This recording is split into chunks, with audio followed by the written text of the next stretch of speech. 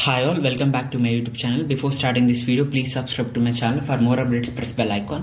ఎవరైనా సబ్స్క్రైబ్ చేసుకొని వాళ్ళు ఉంటే ఖచ్చితంగా సబ్స్క్రైబ్ చేసుకోండి, ఎందుకంటే ఎప్పుడైనా ఇంపార్టెంట్ క్వశ్చన్స్ అప్లోడ్ చేసినప్పుడు మీకు నోటిఫికేషన్ వస్తుంది. ఓకే, ఈ వీడియోలో మనం డేటా మోడల్ గురించి డిస్కస్ చేద్దాం. Data models are used to describe how the data is stored, accessed and updated in a database. Data model ఏం డిస్క్రైబ్ చేస్తాయంటే how the data is stored అంటే డేటాబేస్లో ఎలా డేటా స్టోర్ చేసాం, అండ్ యాక్సెస్ అంటే database నుండి ఎలా డేటాను యాక్సెస్ చేసాం, డేటాబేస్లో ఎలా అప్డేట్ చేసాం అంటే దాని గురించి డిస్క్రైబ్ చేస్తుంది. ఓకేనా, అంటే describes how data is stored అంటే డేటా ఎలా స్టోర్ అయింది డేటాబేస్ మేనేజ్మెంట్ సిస్టంలో, ఎలా యాక్సెస్ చేసాం డేటాబేస్ మేనేజ్మెంట్ సిస్టమ్ నుండి, డేటాబేస్ మేనేజ్మెంట్ సిస్టంలో ఎలా అప్డేట్ చేసాం దాని గురించి డిస్క్రైబ్ చేస్తుంది. ఓకేనా, data model. A set of symbols and text is used to represent them so that all the members of an organization can understand how the data is organized. ఓకేనా, ఈ data model ఏం use చేస్తామంటే ఒక set of symbols and text. Okay, set of symbols and text ని use చేస్తాం. ఓకేనా, use to represent data model. ఓకేనా, ఈ డెఫినేషన్ ఏమి ఇది గుర్తుపెట్టుకోండి, చాలా ఇంపార్టెంట్ డెఫినేషన్ ఇది. Normal a set of symbols and text is use to represent them అనేది.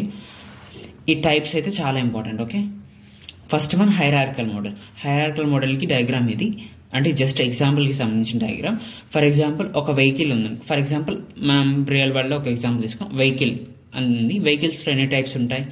వెహికల్స్లో 2 వీలర్ అని ఉండొచ్చు, 4 వీలర్ అని ఉండొచ్చు, ఇంకా 3 వీలర్ వెహికల్స్ లైక్ ఆటో కూడా ఉండొచ్చు కదా. అంటే ఫర్ ఎగ్జాంపుల్ నేను ఇక్కడ 2 వీలర్ 4 వీలర్ అని తీసుకున్నాను. అంటే వెహికల్లో 2 టైప్స్, 2 వీలర్ 4 వీలర్ అనేది తీసుకున్నాను. 2 వీలర్కి ఏమేమి ఎగ్జాంపుల్స్ అంటే బైక్, స్కూటర్, ఇవన్నీ ఎగ్జాంపుల్ కదా. 4 వీలర్కి ఏమేమి ఎగ్జాంపుల్ అంటే కార్, ట్రాక్టర్, మినీ బస్, ఇవన్నీ 4 వీలర్ కాబట్టి 4 వీలర్. ఇప్పుడు కార్లో ఏముంటాయి? BMW కార్ ఉంటుంది, టాటా కార్ ఉంటాయి, ఇలా. ఓకేనా, ఇలా హైరారికల్గా మనం రీప్రజెంట్ చేస్తే దీన్ని హైరారికల్ మోడల్ అంటారు. ఇది ఓల్డెస్ట్ మోడల్. ఇది ఎవరు డెవలప్ చేస్తారంటే IBM డెవలప్ చేసింది. ఎప్పుడంటే 1950లో. Data is organized in a hierarchical tree like structure. Okay, ఇది ట్రీ లైక్ స్ట్రక్చర్లో డేటాని ఆర్గనైజ్ చేస్తున్నాం. ఓకేనా, ఫర్ ఎగ్జాంపుల్ వెహికల్ ఉందనుకో, దాంట్లో 2 వీలర్ 4 వీలర్, 2 వీలర్లో బైక్స్ కూడా, అంటే ఒక ట్రీ లాగా మనం ఫామ్ చేస్తున్నాం కాబట్టి ఇది tree like hierarchical tree like స్ట్రక్చర్లో ఆర్గనైజ్ చేస్తున్నాం డేటాను. 1 to many పాసిబుల్. ఇక్కడ ఒకటి అండర్స్టాండ్ చేసుకుంటే మీరు, ఇది మెయిన్ నోడ్ అనుకోండి, ఇది అంటే ఫస్ట్ నోడ్ ఇది అనుకోండి, సెకండ్ నోడ్ అంటే ఇది. ఓకేనా, ఒక నోడ్కి ఇంకొకటి 2 పాసిబిలిటీస్ ఉన్నాయి చూసారా.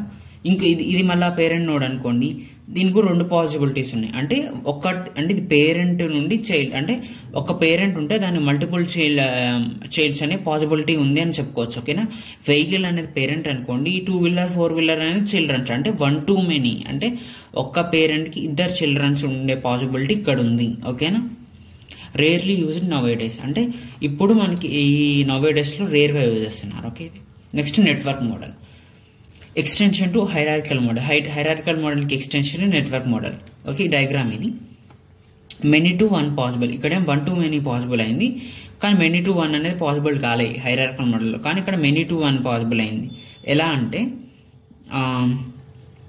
ఫర్ ఎగ్జాంపుల్ ఇది తీసుకోండి, ఇది ఎగ్జాంపుల్ ఎక్స్ప్లెయిన్ చేస్తా. ఫస్ట్ కాలేజ్ ఉంది, కాలేజ్లో CSE డిపార్ట్మెంట్ ఉంది, లైబ్రరీ ఉంది, అండ్ అదే కాలేజ్లో స్టూడెంట్స్ కూడా. ఓకే, జస్ట్ ఒక నెట్వర్క్, అంటే ఒక నెట్వర్క్ లెక్క రిప్రజెంట్ చేశారు. ఓకే, మెనీ టు 1 ఎలా పాసిబుల్ అయిందంటే for example CSE department, library దేనికి రిలేషన్గా ఉంది అంటే స్టూడెంట్. ఓకేనా, కాలేజ్లో ఏమేమి ఉన్నాయి? CSE department, library. ఓకేనా, for example CSE department, library ఈ 2 చిల్డ్రన్స్ అయితే దాని పేరెంట్ ఎవరు అని అంటే కాలేజ్ కదా.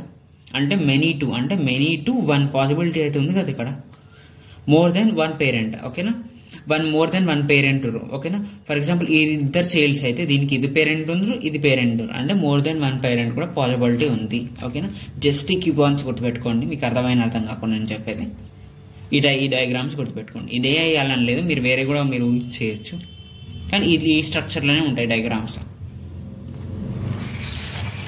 Next one relationship model. Okay, relationship model widely used data model. ఇది ఇప్పుడు నౌవేడేస్లో చాలా వైడ్లీ యూజ్డ్ మోడల్.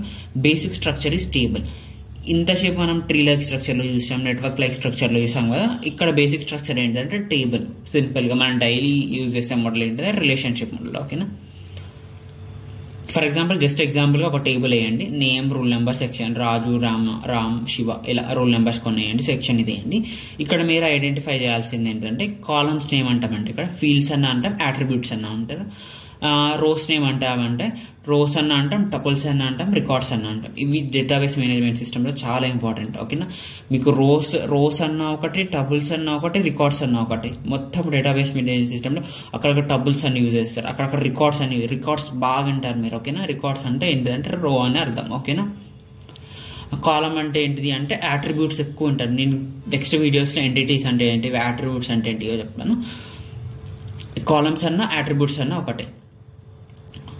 ఓకే, మెయిన్గా రిలేషన్షిప్ మోడల్ అంటే ఏంటిది, టేబుల్ వేయాలి.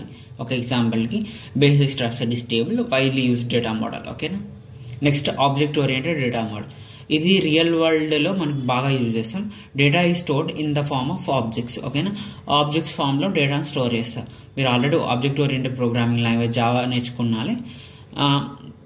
దాంట్లో కూడా మనం డేటాని ఎలా చూపెడతాం అంటే everything is represented in the form of object కదా, మనం జావాలో కూడా రిప్రజెంట్ ఇది ఇలా అలాంటిది ఇది. Okay, object oriented data model use to represent real world entities.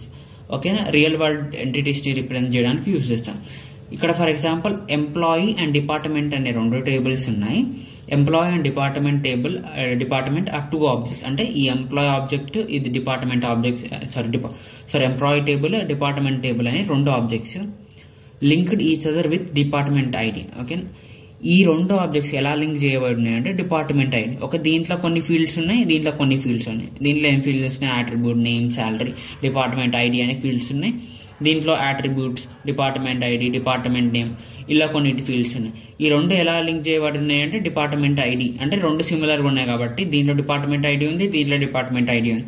ఈ 2 సిమిలర్గా ఉన్నాయి కాబట్టి ఈ 2 లింక్ చేశారు. ఓకేనా, సింపుల్ ఏంటిదంటే ఇది రియల్ వరల్డ్లో యూజ్ చేస్తారు. ఆ data is stored in the form of objects. ఇది ఎగ్జాంపుల్ రాయండి, దీన్ని ఎక్స్ప్లెయిన్ చేయండి. ఓకేనా, మీకు అర్థమైతే ఏమో మీ ఫ్రెండ్స్కి షేర్ చేయండి. Okay, thanks for watching.